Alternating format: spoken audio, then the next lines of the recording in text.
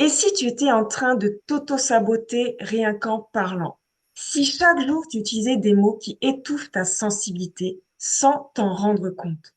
Aujourd'hui, dans cette nouvelle vidéo avec Saverio, on va démasquer ces mots et surtout, eh bien, on va t'offrir des alternatives puissantes, respectueuses, pour que tes mots puissent enfin t'élever.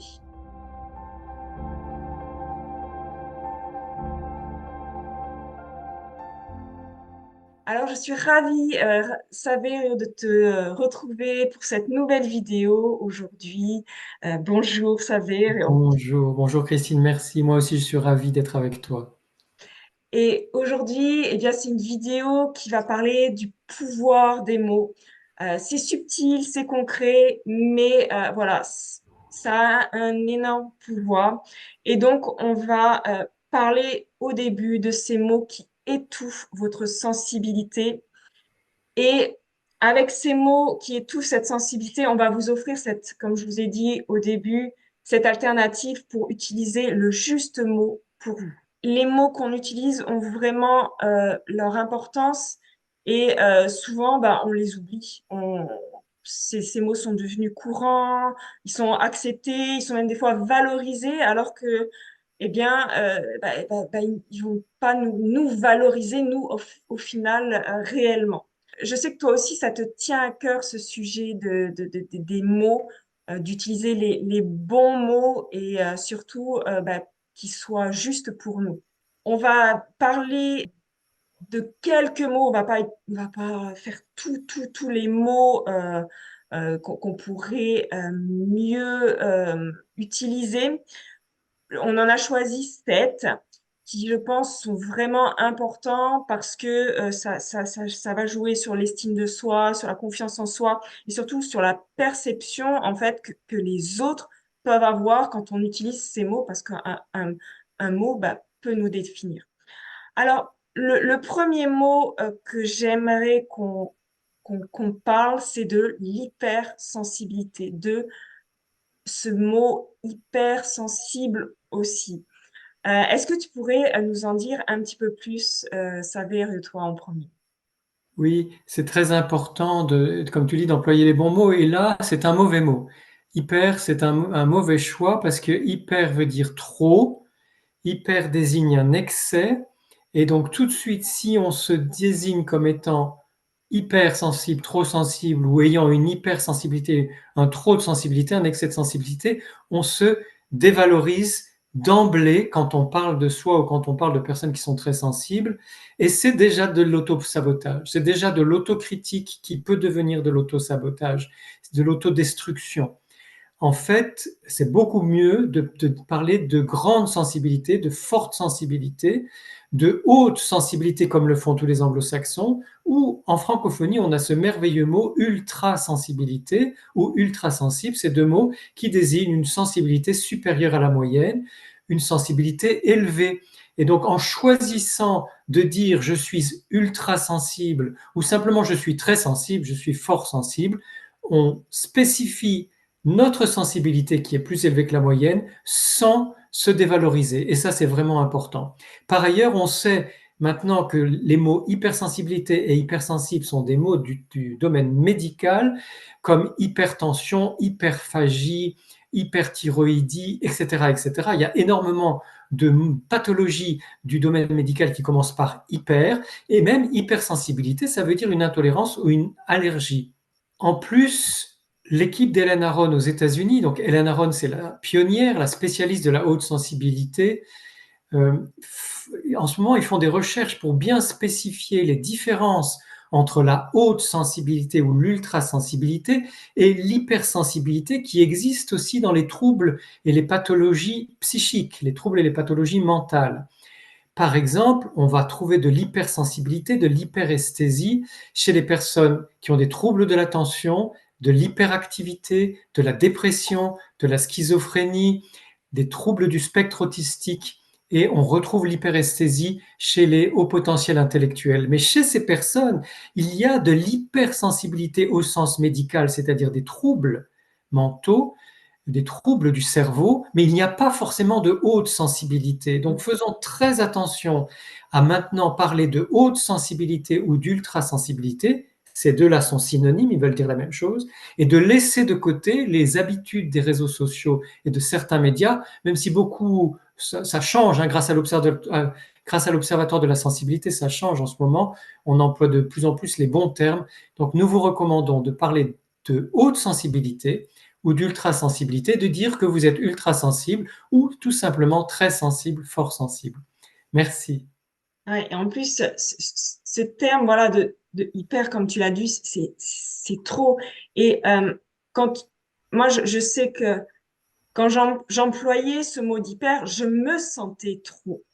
C'est ce que tu as dit, c'est je me sentais vraiment trop et tout était trop en moi.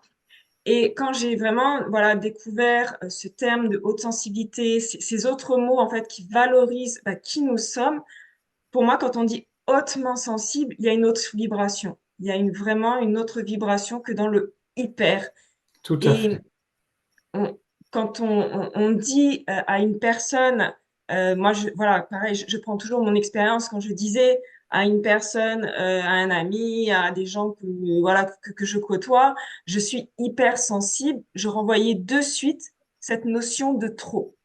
Alors que maintenant, c'est grâce à toi vraiment que j'ai découvert ces changements de mots, cette subtilité, parce que c'est vrai que c'est subtil.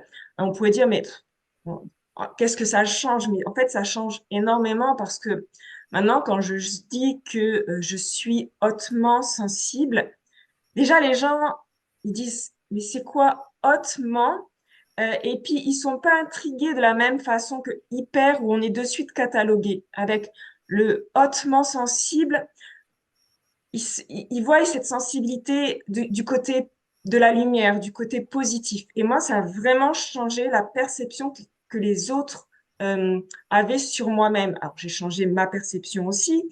On a cet effet miroir, mais ces mots ont été vraiment, moi, euh, ça a changé quelque chose dans ma communication et dans la façon dont les autres m'ont perçu aussi. Oui, et c'est très important parce qu'effectivement, la façon dont on se présente, c'est aussi la façon dont on va être accepté ou pas. Donc, en se disant ultra sensible ou hautement sensible, on attire l'attention puisqu'on n'est pas dans ce mot ultra répété, hyper répété. Là, on peut dire hyper parce que c'est trop. Dans ce mot qui est extrêmement répété et qui finit par saouler une partie de la population. Il y a des gens qui sont agacés par la surutilisation de hypersensible. Quand on dit je suis ultra sensible et qu'on parle d'ultra sensibilité, je suis hautement sensible et qu'on parle de haute sensibilité, on intéresse tout d'un coup de nouveau les personnes à qui on parle parce qu'elles se disent ah tiens, de quoi elle me parle, de quoi s'agit-il? Et on relance la curiosité, on relance l'intérêt.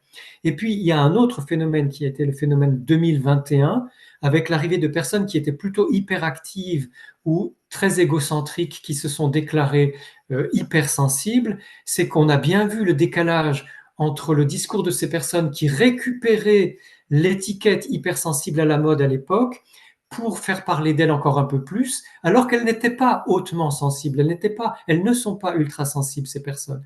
Donc là, on est en train de vivre un retour à l'équilibre avec le sens juste des mots, ultra sensible, haute sensibilité, ultra sensibilité, etc. Et je pense que c'est beaucoup plus sain, que finalement, aujourd'hui, les personnes qui vont se décrire comme étant hautement sensibles, ultra sensibles, sont des personnes qui sont réellement concernées par la haute sensibilité, par l'ultra sensibilité. Et ça, c'est très bien. Mm. Et comme tu dis, en fait, c'est important, cette vidéo, elle est là aussi pour les personnes hautement sensibles et aussi pour les professionnels qui, comme tu as dit, des fois utilisent ce terme d'hypersensibilité, pardon, pour attirer. Et nous, on n'est pas là pour attirer, on est là pour euh, Informé. accompagner, informer et valoriser surtout cette sensibilité. Et c'est vraiment ça quand même qui est important pour vous qui regardez cette vidéo. Est-ce que tu voulais rajouter quelque chose sur ce thème d'hypersensibilité et Non. de hautement sensible et ultra sensible? Voilà, c'est vraiment ces termes qui sont ultra sensibilité, sensibilité élevée. Après, vous pouvez trouver votre terme, hein, Exactement. il y a pas de terme parfait, il y a juste le juste terme qui va résonner en vous et surtout, en fait, qui va nous valoriser, se valoriser personnellement pour soi-même et pour les autres.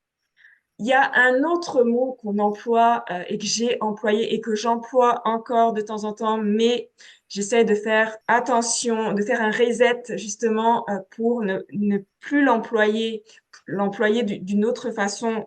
C'est ce mot normal. On l'emploie, mais à tout va, ce mot, normal. Et pour moi, ce mot, il enferme en fait vraiment dans une norme sociale, collective. Et je trouve ça très, très rigide. Je ne sais pas ce que toi tu en penses, Saver. Alors oui, moi aussi, hein, je suis tout à fait d'accord. C'est très important de ne pas utiliser le mot normal, sauf si on veut absolument et précisément, exactement désigner une norme qui existe, comme les normes européennes, ou une norme de production, etc. Mais dans le domaine des relations et de la vie psychique, de la vie humaine, normal n'est pas un bon terme parce que ça ne veut pas dire grand-chose. Les normes, elles évoluent en fonction des milieux sociaux, des périodes, des cultures, de l'histoire, etc. Et souvent, quand on emploie le mot normal, on veut dire habituel.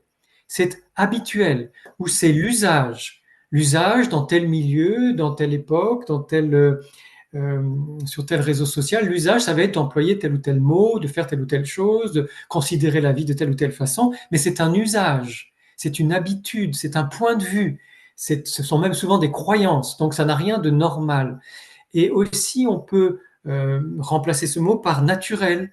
Quand c'est quelque chose qui nous semble vraiment évident, on peut dire c'est naturel. Pour moi, c'est naturel de faire comme ça. Ou alors sain. Quand on emploie le mot normal pour dire c'est équilibré, harmonieux, naturel, sain, ça fait partie de quelque chose qui est de l'ordre de la santé ou du bon fonctionnement du corps, par exemple, ou de la qualité d'une relation. Ça va être une relation équilibrée, une relation harmonieuse, une relation favorable. Il y a énormément de termes, et là encore, choisissez chacune et chacun les termes, les mots qui vous correspondent le mieux. Mais surtout, évitez ce mot normal parce que souvent c'est un mot valise qui ne veut rien dire. Et quand on cherche, on prend quelques secondes à chaque fois pour les mots qu'on vous propose de remplacer là. Il suffit de prendre 1, 2 secondes pour se dire comment je vais remplacer cette habitude par un autre mot. Eh bien, on va trouver des mots plus justes pour nous et pour la situation qu'on est en train de décrire, et c'est plus riche. On a une expression qui est plus agréable pour nous et pour les autres, et qui est aussi plus précise, et qui donc notre communication va être plus claire, elle va être plus efficace.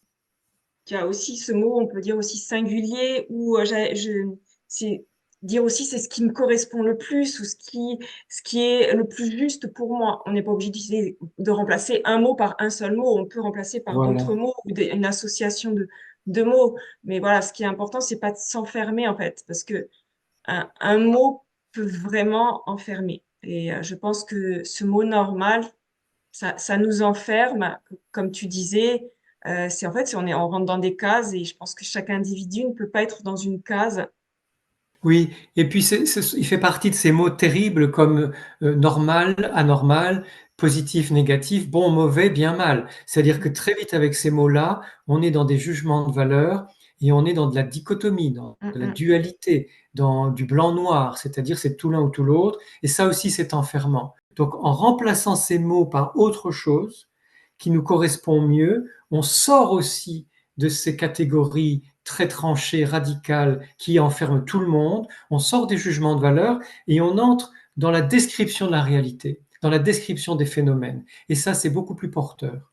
Et comme tu as parlé justement de ce mot anormal, beaucoup de personnes hautement sensibles se sentent anormales justement, et ça exclut ce mot, ça exclut, mais vraiment.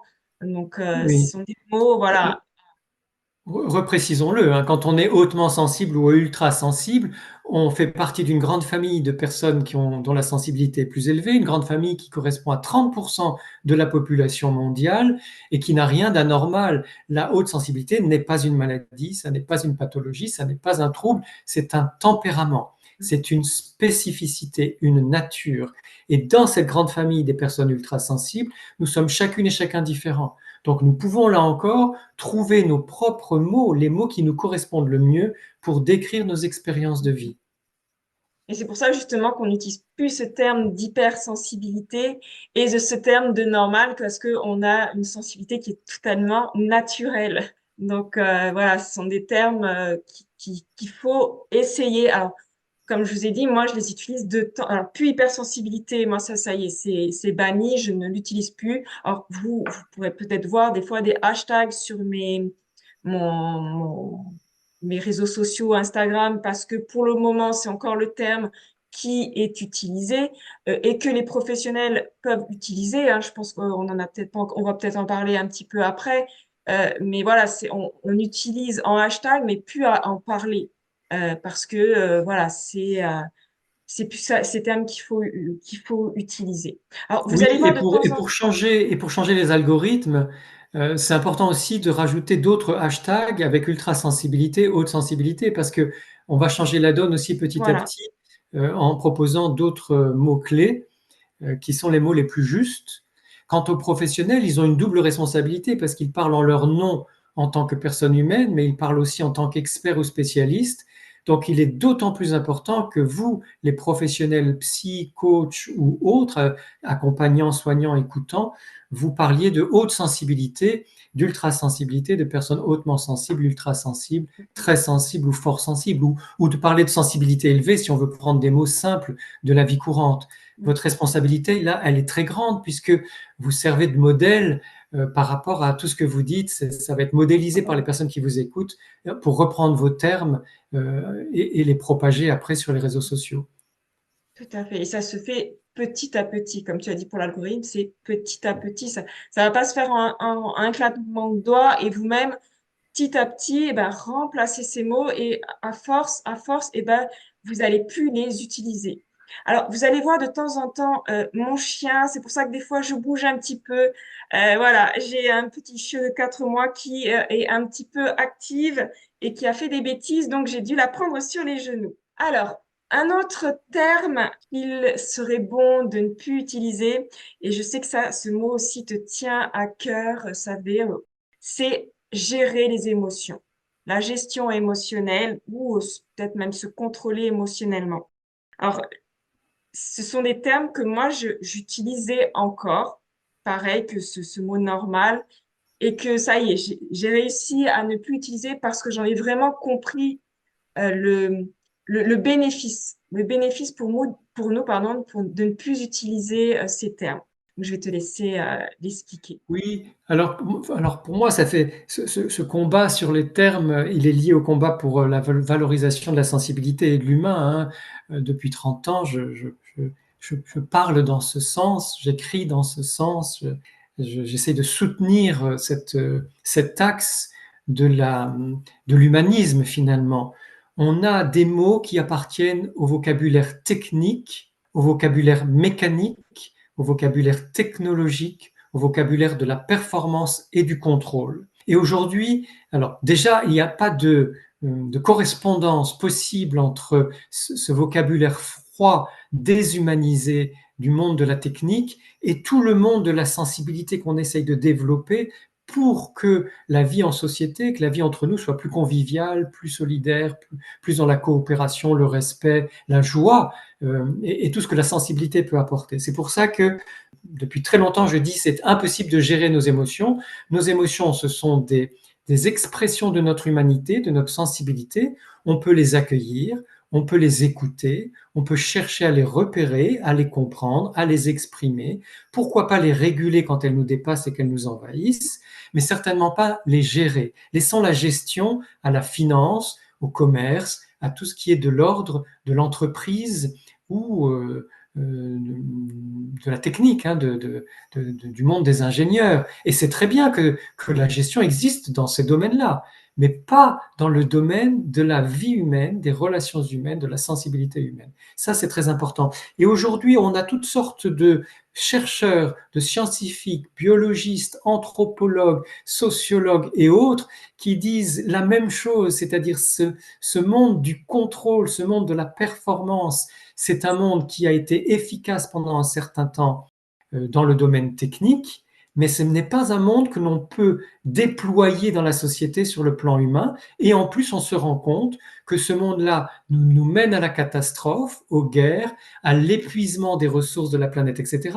Et qu'en même temps, depuis des années, et ça aussi on en parle à l'Observatoire depuis longtemps, avec la révolution sensible, depuis des années, un nouveau monde émerge qui existe de plus en plus, même si on en parle trop peu sur les médias et sur les réseaux sociaux. Ce monde qui émerge, c'est un monde de la solidarité, de la coopération, de l'entraide, de l'écoute, donc de la sensibilité, des émotions, etc. Et quand vous allez faire ce choix de parler autrement de vos émotions, déjà vous allez mieux vivre vos émotions, mais en plus vous allez contribuer à l'émergence de ce monde qui de toute façon est là et va être de plus en plus important, ce monde humain où nous pouvons vivre nos sensibilités sans peur et sans avoir besoin de chercher à contrôler quoi que ce soit. Dans ce mot, voilà, contrôler les émotions, gérer les émotions, il y a cette notion de dominer. C'est comme si on voulait dominer nos émotions. Et donc, en fait, si on veut les dominer, les gérer, ça veut dire qu'on va pas exprimer toutes nos émotions. C'est-à-dire qu'on va choisir l'émotion qu'on veut, sauf qu'on sait que, peut-être qu'il y en a qui ne le savent pas, mais chaque émotion est importante. Les émotions dites négatives, en fait, elles sont pas négatives. Elles sont super importantes et elles sont là pour une raison. Elles ont un message à apporter. Et si on commence à gérer, à choisir l'émotion qu'on veut exprimer ou qu'on veut pas exprimer, ben, ça veut dire qu'en fait, on va enlever des émotions, mais elles vont se mettre à l'intérieur. Donc, au final, on gère rien du tout puisque on étouffe. Au final, on va juste essayer de dominer ce qu'on est à l'intérieur et c'est pas le but de soi-disant la gestion des émotions. Oui, et puis en plus ça ne marche pas. C'est en accueillant les émotions, en acceptant de les vivre, de les écouter, de comprendre le message qu'elles nous apportent, le besoin sous-jacent. C'est en faisant cet apprivoisement, en vivant cet apprivoisement avec chacune de nos émotions quand elle arrive, même si elle est difficile à vivre, hein, ça, bien sûr, ça arrive à tout le monde d'avoir des moments difficiles du point de vue émotionnel. C'est en les apprivoisant, en les accueillant, en les écoutant, que nous pouvons vivre au mieux nos émotions, les partager avec d'autres et ne plus être envahi, ne plus être dépassé par ces charges émotionnelles, ces charges affectives. Donc, dans les mots, voilà, pour remplacer cette gestion émotionnelle, réguler les émotions. Alors moi, je pensais à se laisser traverser par nos émotions ou dire que j'ai une émotion qui est messagère. Est-ce que tu aurais Oui. d'autres mots Vivre ses émotions, parce que c'est large, vivre. Il y a Voilà, tout ce qu'on vivre, vient de dire, c'est d'en vivre ses émotions, apprivoiser ses apprivoiser. émotions, écouter ses émotions, ce que vous voulez, mais des termes qui soient des termes humains et sensibles, parce que c'est ça qui va vous permettre d'avoir l'attitude juste avec vos émotions. Justement, tu parlais de sensible. Les hautement sensibles se disent souvent trop sensibles. Je suis trop sensible. Alors ça va avec ce terme de hypersensibilité au final, qui a engendré ce trop, cette notion de trop et que les gens ont mis à l'intérieur d'eux, qui sont trop, ils ressentent trop l'environnement, trop les émotions des autres, trop empathiques. Ce trop, je- il, pareil, c'est un mot qu'on utilise trop. Oui. Donc, c'est un Et mot. là, c'est important de comprendre que ce trop, on peut l'enlever pour parler de saturation. Quand on a ce sentiment de débordement, ce n'est pas que notre sensibilité est trop, entre guillemets, quelque chose, c'est que nous vivons quelque chose de caractéristique et de fondamental chez les personnes ultra sensibles, qui est la saturation. Il y a un trop plein, il y a un débordement qui va nous demander de faire une pause pour pouvoir retrouver l'équilibre, nous reposer, nous ressourcer et repartir sans cette saturation. Donc il vaut mieux, plutôt que dénigrer notre sensibilité en disant que c'est trop, se dire, ah tiens, je suis en train de saturer, qu'est-ce que je peux faire pour sortir de cette saturation et retrouver un bon niveau d'attention et d'accueil de ce que je suis en train de vivre.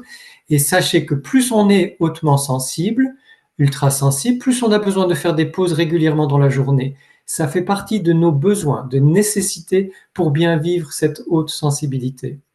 Et la notion aussi de trop, elle se met par rapport aux autres. Et au final, on ressent profondément, on ressent intensément parce qu'on a un seuil qui est différent des autres. C'est pas qu'on est trop, sinon on peut. Alors je crois que c'est Christophe André qui avait dit ça, de hyposensible. Donc on pourrait, au lieu de nous dire que on est trop, c'est que les gens sont peut-être pas assez. Donc on va C'est pour sûr, utiliser ni l'un ni c'est l'autre sûr. d'ailleurs. C'est sûr, il a raison. Christophe André disait, c'est la société qui est hyposensible. Donc nous sommes des sensibles, hein, nous sommes des grands sensibles, des sensibles, et le reste de la population est hyposensible parce que les gens se blindent, justement à force de vouloir gérer leurs émotions, ils entrent dans une déshumanisation, une désensibilisation et appauvrissent leurs relations avec eux-mêmes et avec les autres. Donc surtout, restez sensibles. Votre sensibilité est bonne, elle est belle. Apprenez simplement à écouter les signaux de saturation pour faire les pauses qui sont les plus ajustées au moment. Et on ne fait pas les pauses de la même façon au travail, dans les transports ou chez soi. Chez soi, on a plus de temps. Et dans les transports et au travail, on va faire des mini-pauses dans nos vidéos. Vous pouvez écouter nos vidéos et vous verrez, vous entendrez comment faire pour ces pauses. Mais il est tout à fait possible de réguler la saturation de notre sensibilité au fur et à mesure de la journée. Et on n'est jamais trop. On n'est jamais trop. Un autre mot qui était important aussi à voir, c'est le mot narcissique, le narcissisme. C'est un terme qu'on emploie aussi un petit peu à tout va, sans trop vraiment savoir qu'est-ce que c'est. On va dire qu'une personne est narcissique, mais bon, déjà, on ne connaît pas forcément toute son histoire pour oser poser un mot comme ça, parce que ce sont des mots qui sont très, très forts. Qu'est-ce que tu en penses, toi, Xavier? Alors, celui-là, c'est vraiment un mot qu'on peut bannir et ne plus jamais utiliser parce qu'il n'a aucun intérêt. Contrairement à normal, gestion, qui peuvent être utilisés dans certains contextes qui ne sont pas les contextes de la sensibilité, mais qui peuvent être certains contextes techniques ou autres, narcissisme, c'est une erreur de départ. En fait, Sigmund Freud, l'inventeur de la psychanalyse, ou un des inventeurs de la psychanalyse, était juif de culture, d'origine. C'était de famille juive. Et pour que la psychanalyse ne soit pas, selon ses termes à lui, hein, ne soit pas considérée comme une science juive, il s'est beaucoup appuyé sur la mythologie grecque. Il a parlé d'Oedipe et du complexe d'Oedipe, aujourd'hui complètement remis en question, et il a aussi parlé du narcissisme à partir des traductions qu'on avait des mythes concernant Narcisse.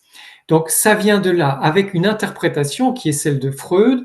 Il y aurait dans sa théorie deux formes de narcissisme. Le narcissisme primaire, qui est le fait de s'aimer, de se respecter, de prendre soin de soi, et qui est donc bon, il est sain, c'est la santé de chaque être humain de pouvoir s'aimer, s'écouter, se respecter, prendre soin de soi. Et on ne parle plus du tout de narcissisme quand on parle de ça. On va parler d'amour de soi, de bienveillance, d'autocompassion, d'autoconsolation, etc. Et le narcissisme secondaire, qui est un trouble, une pathologie, qui lui va concerner les personnes perverses, les personnes psychotiques, les personnes sociopathiques, les personnes psychopathiques, les personnes qui ont des grandes difficultés avec les autres, dans la relation avec les autres. Et donc, on a cru à un moment que pour désigner l'égocentrisme ou l'égoïsme ou l'exhibitionnisme ou toutes sortes de troubles qu'on peut trouver dans notre société du spectacle et du business et des réseaux sociaux, on a surutilisé, surtout les Américains en ce moment, ils n'arrêtent pas avec ce mot, c'est une obsession, surutiliser le mot narcissique ou narcissisme pour parler des personnes égocentriques ou manquant d'empathie ou sociopathiques, etc. Or, ça n'est pas une bonne idée parce que, déjà parce qu'il y a ces deux formes de narcissisme, alors on ne sait plus où on en est. Est-ce qu'il y en a un qui est bon, l'autre est mauvais, comment c'est possible? Mais aussi parce que si on lit bien la mythologie grecque et latine, on se rend compte que Narcisse, il a une histoire beaucoup plus compliquée que ça. Il est né d'un viol, il est justement en manque de relation lui-même, il a du mal à évoluer par rapport à ce traumatisme fondamental. Et donc, il vaut mieux utiliser d'autres mots et laisser la mythologie grecque de côté. Donc, celui-là, on peut l'oublier. Il est utilisé à tort et à travers, mais souvent très mal utilisé.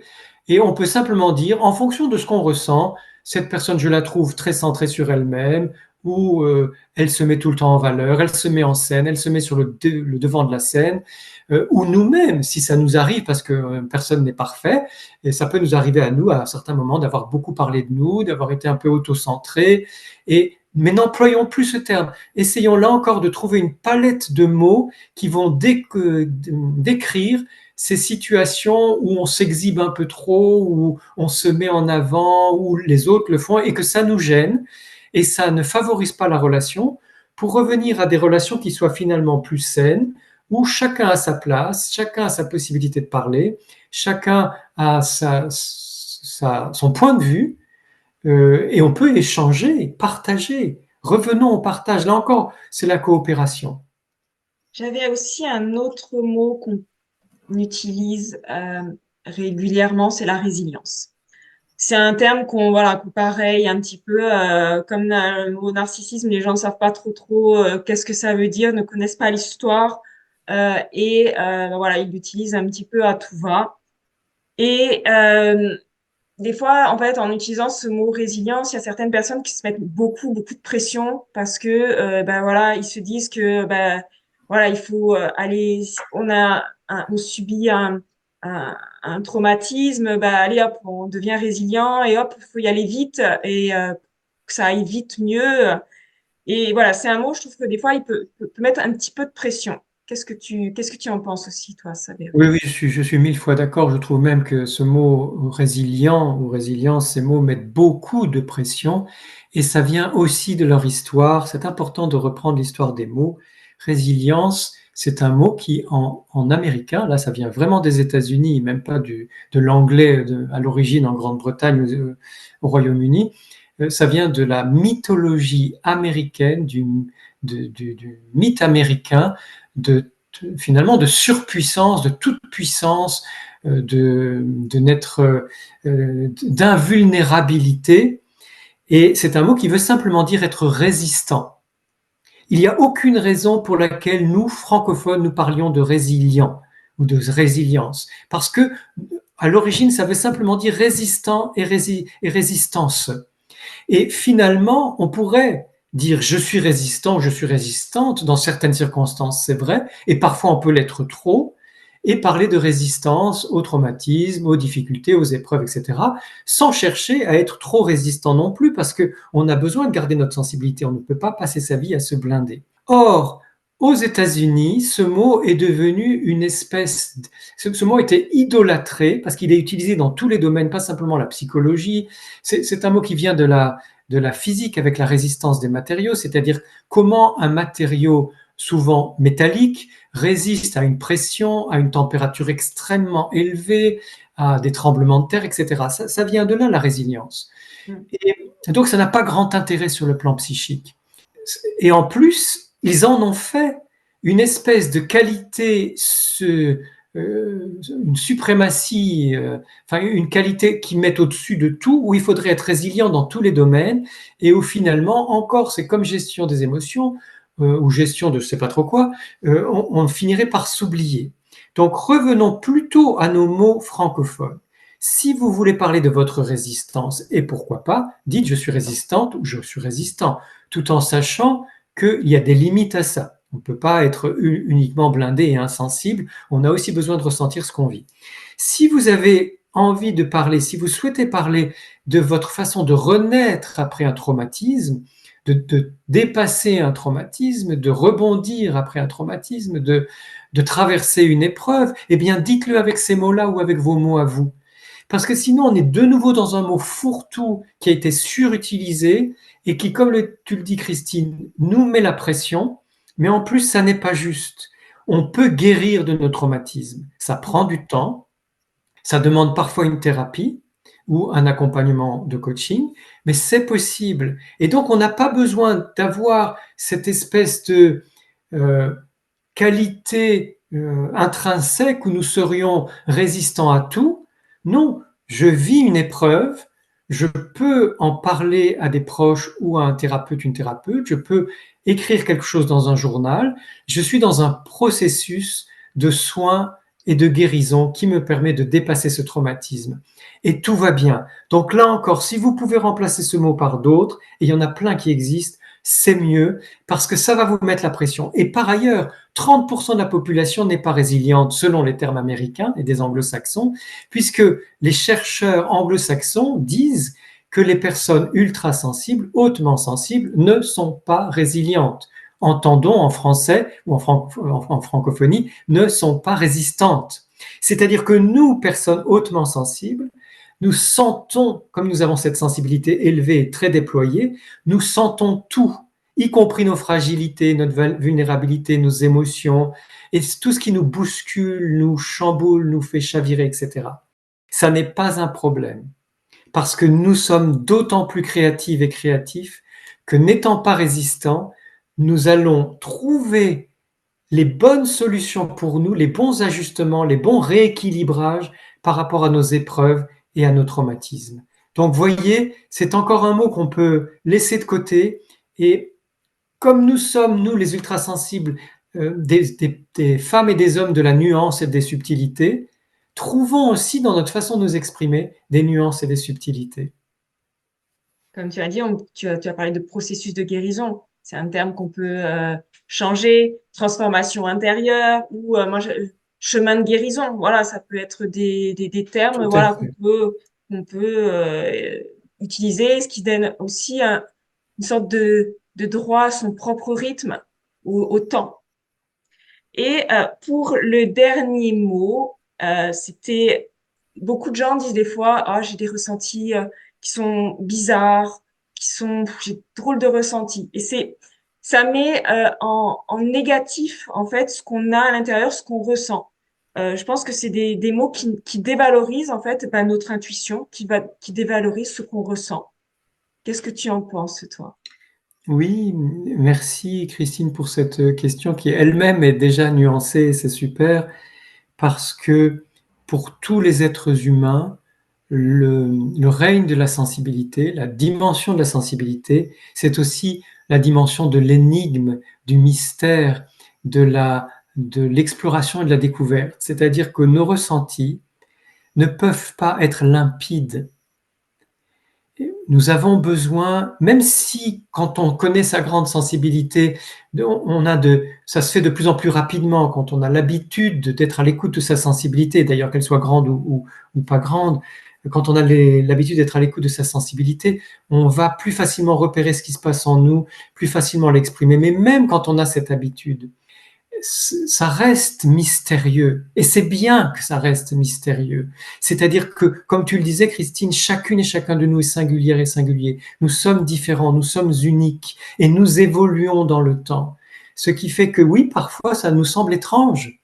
Ce que nous ressentons nous semble étrange et nous avons besoin de temps pour le percevoir mieux, pour le repérer de façon plus juste. Mais nous avons aussi besoin d'en parler aux autres. Parce que c'est en parlant ensemble on va avoir un retour d'écoute ou alors un autre témoignage sur une situation ou une expérience similaire. Et c'est comme ça que petit à petit, on enrichit notre vocabulaire ou notre capacité à exprimer ce que nous ressentons. Et ce n'est pas parce que c'est étrange ou parce que c'est inconnu ou parce que ça reste mystérieux que c'est un problème. Surtout, arrêtons de dévaloriser nos sensibilités.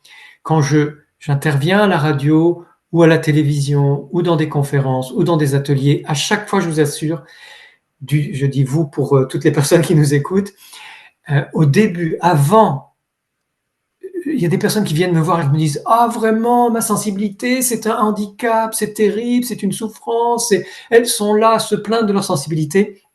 Après l'émission ou la conférence ou l'atelier, les mêmes personnes reviennent en disant c'est fabuleux maintenant, j'ai compris en quoi ma sensibilité est merveilleuse. Et donc c'est la perspective, le jugement que nous portons sur notre sensibilité qui fait que nous croyons à tort qu'elle est un problème ou qu'elle est difficile ou qu'elle est source de souffrance. On a fait des vidéos là-dessus, Christine et moi.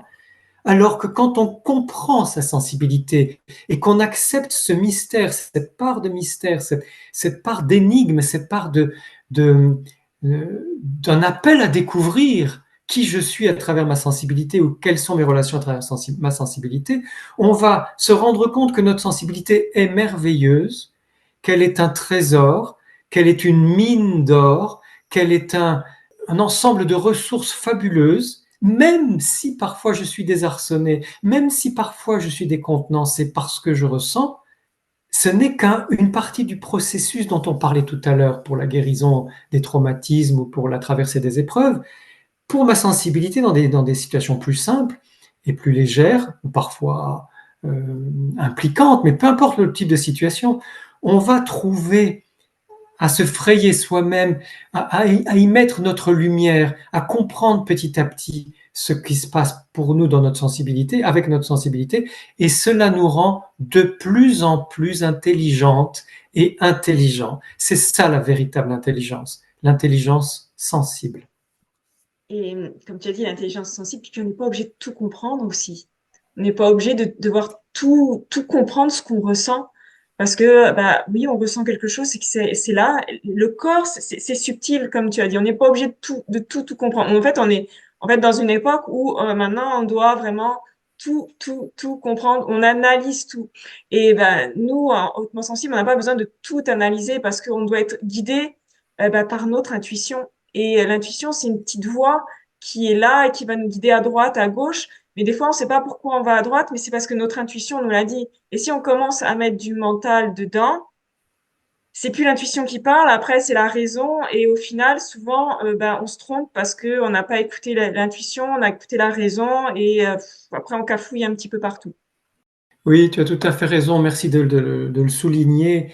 C'est vraiment grâce à l'intuition qu'on peut se frayer ce chemin de lumière à travers notre sensibilité, à travers le trésor de notre sensibilité. Et l'intuition, elle se manifeste pas forcément par des mots, elle se manifeste par des sensations, par des impressions qui peuvent être ténues, qui peuvent être fulgurantes. Et c'est justement en faisant confiance à tous nos ressentis, même étranges justement, ça peut être étrange une intuition parce que ça va nous surprendre.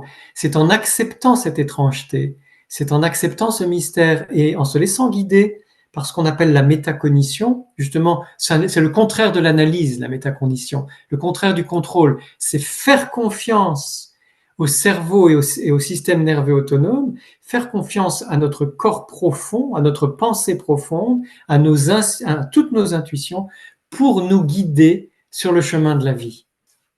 Et c'est pour ça que tous ces mots sont importants, tous ces nouveaux mots qu'on vous a, peut-être que pour vous, certains sont nouveaux, vous avez jamais entendu.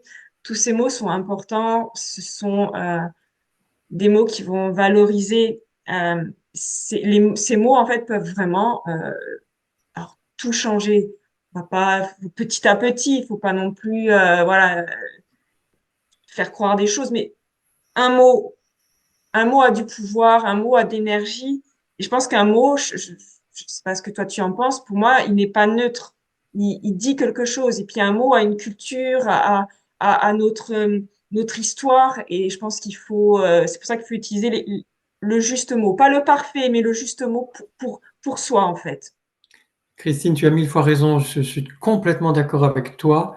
Et dans le langage de la psychanalyse, on parle de signifiant, de la psychanalyse et de la linguistique d'ailleurs, hein. On parle de signifiant.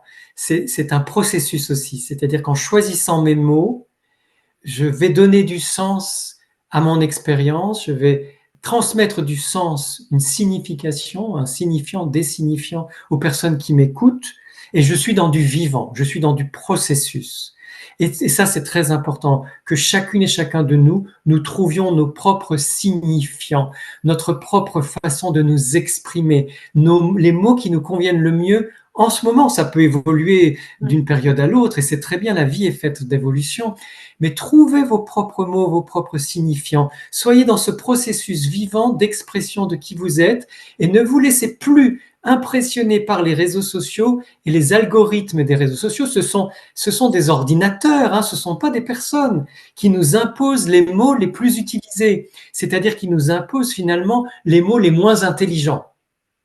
les mots les plus standards, les plus basiques, les plus schématiques.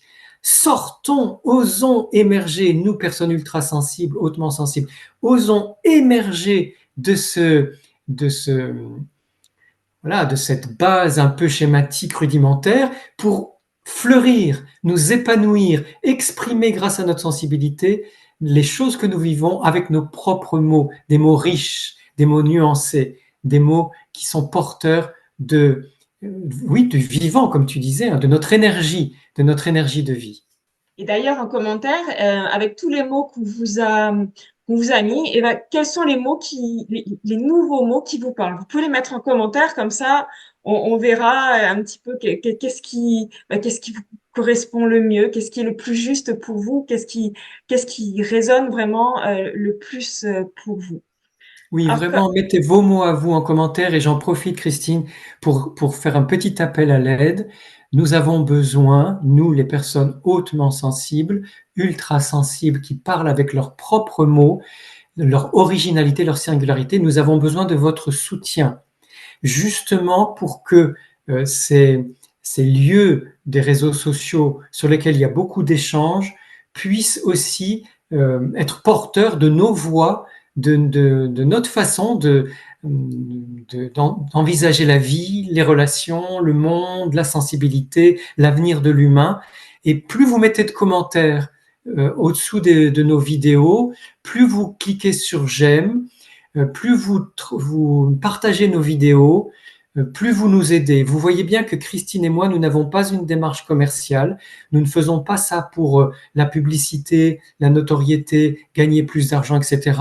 Je signale que nous consacrons plus de 60% de notre temps 7 jours sur 7 de façon bénévole. Nous faisons un énorme travail d'information.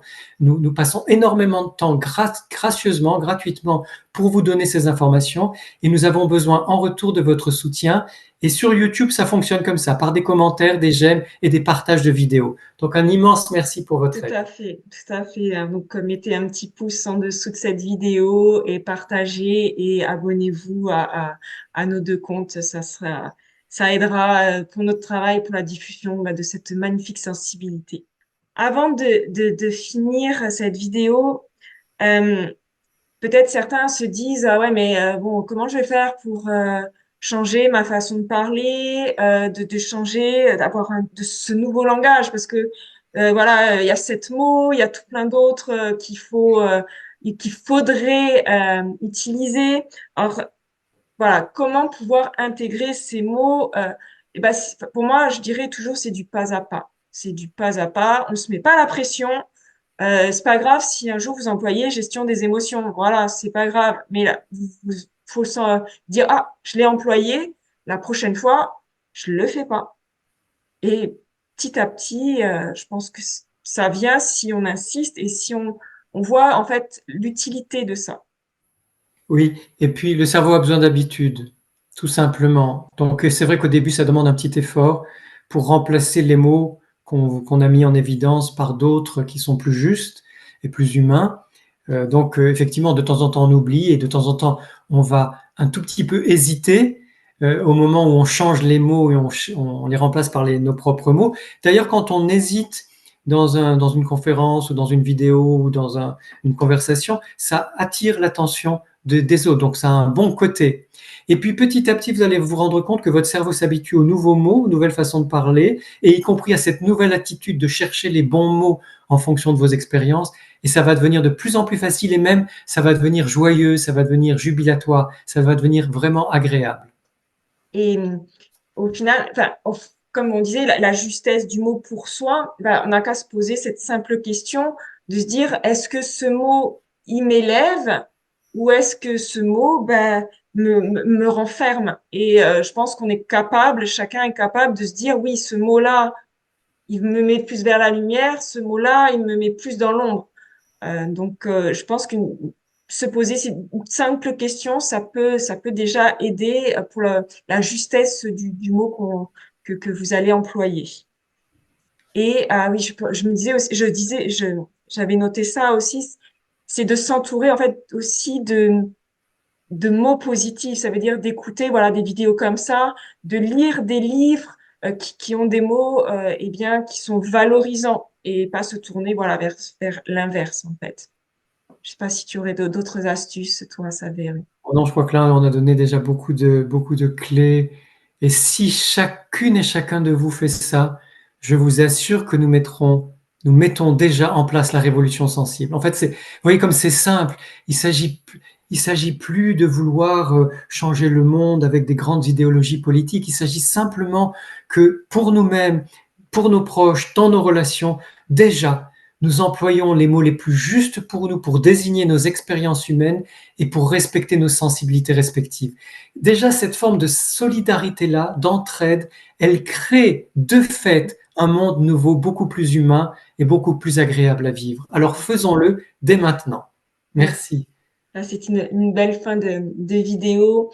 Les mots, ils ont du pouvoir et c'est votre pouvoir, c'est pour votre reconnaissance, c'est vraiment pour la reconnaissance de votre sensibilité, de votre humanité. Et voilà, je pense que c'est vraiment important. C'est vraiment important. Je te remercie, Savé, d'avoir Merci. participé à cette vidéo très importante, subtile. Les mots sont subtils, mais ils ont un grand pouvoir. Donc, merci beaucoup. Je vous Merci. dis à bientôt pour une prochaine vidéo, pour un prochain sujet. Ciao!